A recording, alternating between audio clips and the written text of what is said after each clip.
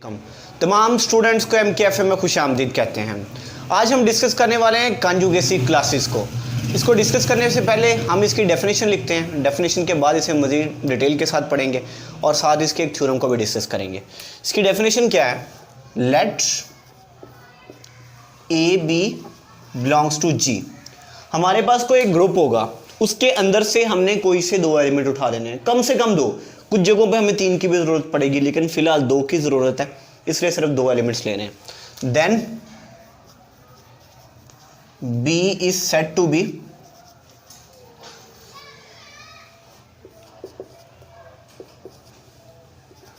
conjugate of A if there exists an element G belongs to G such that B is equal to G inverse A G। हमारे पास एक group होगा, group के अंदर से कोई से दो एलिमेंट लेने हैं। अब एक एलिमेंट दूसरे एलिमेंट का कॉन्जुगेट तब होगा अगर उस G के अंदर से एक और एलिमेंट लिया जाए और उस पर ये वाली प्रॉपर्टी होल्ड हो जाए, यानी कि B is equal to G inverse A G। अगर ये होल्ड हो जाए तो जो B होगा वो A का क्या कहलाएगा? कॉन्जुगेट कहलाएगा। और अगर B A का कॉन्जुगेट हो तो A भी B का कॉन्जुगेट होगा। हम इसे अगर G को इस साइड पे ले आए, मल्टीप्लाई कर दें, ये G उधर आके G इनवर्स हो जाएगा, तो G B G इनवर्स आ जाएगा, तो A B का क्या हो जाएगा? कॉन्जुगेट हो जाएगा। And it is denoted as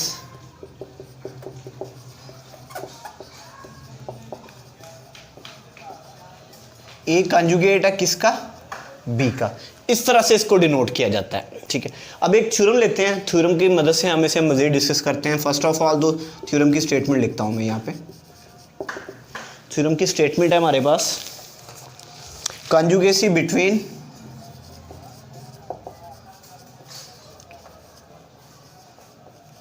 elements of a group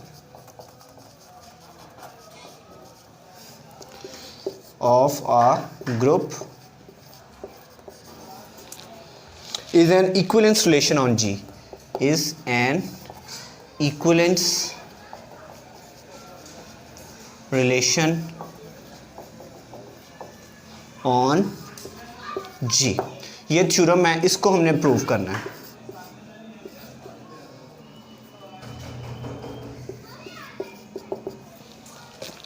ठीक है, अच्छा, अब conjugacy between elements of a group, एक ग्रुप के एलिमेंट्स के बिटवीन हमने कंजुगेसी को डिस्कस करना है। Is an equivalence relation on G, और वो जो कंजुगेसी है वो जी पर इक्वलेंस रिलेशन बना रही है। अब इक्वलेंस रिलेशन अगर चेक करना हो तो हम किस तरह से उसे, क्या चीज़ें उसके अंदर सपोज करते हैं, क्या चीज़ें प्रूव करते हैं। सबसे पहले हमें क्या चेक करना होगा? हमें ये चेक करना होगा कि वो जो कंजुगेसी है वो रिफ्लेक्सिव होनी चाहिए। फिर हमने चेक करना होगा वो कंजुगेसी सिमेट्रिक भी होनी चाहिए, फिर ट्रांजिटिव भी होनी चाहिए। अगर ये तीनों चीज़ें होल्ड कर जाती हैं, तीनों प्रॉपर्टीज़, तब हम कहेंगे कि वो जो कंजुगेसी है वो हमारे पास इक्विवेलेंस रिलेशन बना रही है जी के अंदर। ओके, सबसे पहले हम चेक करते हैं जी रिफ्लेक्सिव के लिए। रिफ्लेक्सिव, अब ये कंजुगेसी रिफ्लेक्सिव कैसे होगी? अगर एक एलिमेंट लें वो खुद का ही कंजुगेट बन जाए, तब हमारे पास वो क्या होगा? ए कंजुगेट जब ए आ जाए तो हम कहेंगे कि जो कंजुगेसी है उस पर रिफ्लेक्सिव प्रॉपर्टी होल्ड हो रही है। तो हमने एक एलिमेंट उठाते हैं जी के अंदर से, लेट ए बिलोंग्स टू जी। जी यहाँ पे ग्रुप है और ग्रुप के अंदर हमें पता है कि आइडेंटिटी एलिमेंट मौजूद होता है, तो हम यहाँ पे लिखेंगे also identity and identity inverse belongs to G, या ऐसे इतना भी लिख लें तो भी ठीक है कि आइडेंटिटी जो है वो जी को बिलोंग कर रही है। अगर आइडेंटिटी का इन्वर्स कर दें वो भी तो आइडेंटिटी होगी, हमारे पास कोई इफेक्ट नहीं आएगा उस पर। तो A इज इक्वल टू, हम इसे ऐसे लिख सकते हैं, E inverse A E। E यहाँ पे क्या है? आइडेंटिटी है। आइडेंटिटी को A से मल्टीप्लाई करेंगे, इस पर कोई इफेक्ट नहीं आएगा। E इनवर्स को, ये भी आइडेंटिटी है, इसको A से मल्टीप्लाई करेंगे, फिर कोई इफेक्ट नहीं आएगा, यानी कि A ही आंसर में मिलेगा। अगर देखा जाए तो ये वही वाली प्रॉपर्टी होल्ड कर रही है। यहाँ पर B कंजुगेट था A का, यहां पर ए कंजुगेट है किसका, ए का। दिस शोज दैट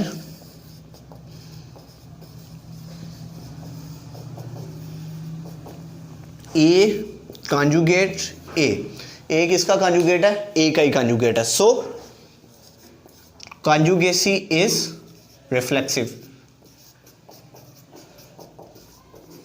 ये हमारे पास रिफ्लेक्सिव प्रॉपर्टी होल्ड होगी। अब हम बात करते हैं सिमेट्रिक के लिए। सिमेट्रिक प्रॉपर्टी होल्ड करवानी है।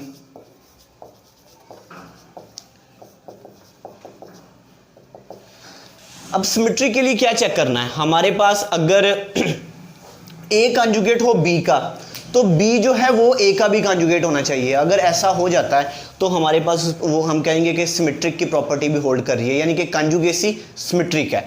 तो हमें क्या कंसीडर कर लेते हैं? सबसे पहले लेट ए कॉन्जुगेट है किसका? बी का, या इसे कह सकते हैं बी कॉन्जुगेट है ए का, कोई सा कंसीडर कर लें। तो हमने ये वाली प्रॉपर्टी ली थी जब ये इस तरह बी कॉन्जुगेट था ए का, तो हमने ऐसे लिखा था, यानी बी कॉन्जुगेट है किसका? जी इनवर्स ए जी। अब बोथ साइड्स पर क्या करें जी? यहां पर भी जी इनवर्स है, इसे कैसे खत्म किया जा सकता है? बोथ साइड्स पर जी को मल्टीप्लाई करवा दें, इधर भी जी से मल्टीप्लाई करवा दें, इधर भी। ये हो गया G B that is equal to G inverse से मल्टीप्लाई होकर क्या हो गया? Identity A G. उसके बाद क्या करें? हमें जी इनवर्स भी चाहिए बोथ साइड्स पे। राइट साइड पे हमने क्या करना है? जी इनवर्स पे मल्टीप्लाई करवा देना है। तो ये हमारे पास क्या आ जाएगा? ए जी। आइडेंटिटी को जब ए जी से मल्टीप्लाई करेंगे इस पर कोई इफेक्ट नहीं आएगा। अब दोनों साइड्स पर जी इनवर्स को भी मल्टीप्लाई करवा दें, तो ये क्या आ गया G? G B G inverse that is equal to A G inverse क्या आ जाएगा? आइडेंटिटी। इसे रिप्लेस कर दें, रीअरेंज कर दें, ए पहले लिख दें, जी बी जी इनवर्स। तो यहां से क्या पता चल रहा है? ए कॉन्जुगेट है किसका? बी का। तो हम इसे ऐसे लिख सकते हैं, बी किसका कॉन्जुगेट है? ए का। यहां पर जब हमने ये वाली नोटेशन दी थी तो हमने कहा था बी ए का कॉन्जुगेट है। अब ये वाली नोटेशन दी है, इसका मतलब ये है कि ए बी का कॉन्जुगेट है। ठीक है, अब सिमेट्रिक भी हो गई, ए कॉन्जुगेट था बी का, और हमने ये भी चेक कर लिया कि एंड आल्सो बी कॉन्जुगेट ए। ये चीज़ हमने प्रूफ कर दी है। अब हमने चेक करना है, लास्ट प्रॉपर्टी इसकी प्रूफ करनी है, वो कौन सी है? ट्रांजिटिव। अब ट्रांजिटिव के लिए क्या करेंगे? ट्रांजिटिव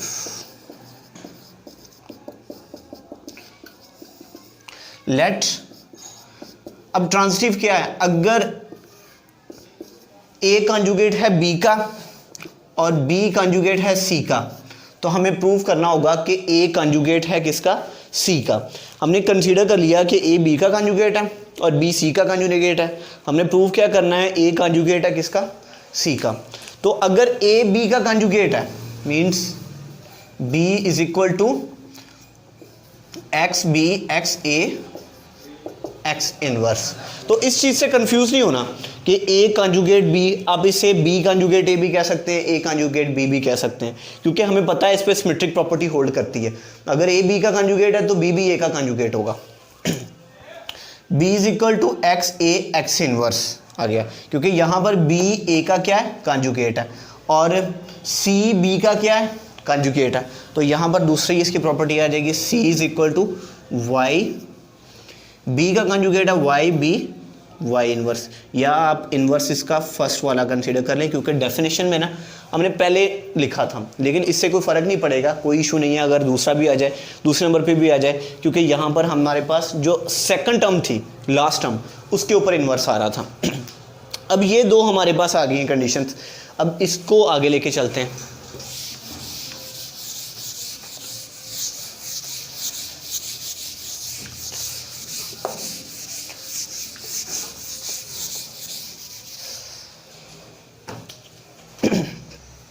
अब B कॉन्जुगेट है, B is equal to X inverse A X और C is equal to Y inverse B Y आ रहा है। तो मैं पहले C वाला ले रहा हूँ कि C कॉन्जुगेट है जी B का, ये वाली ले रहा हूँ रोटेशन। अब B यहाँ पर हमने देख लिया है किसके इक्वल है? एक्स इनवर्स ए एक्स के। तो B की जगह पे पुट कर दें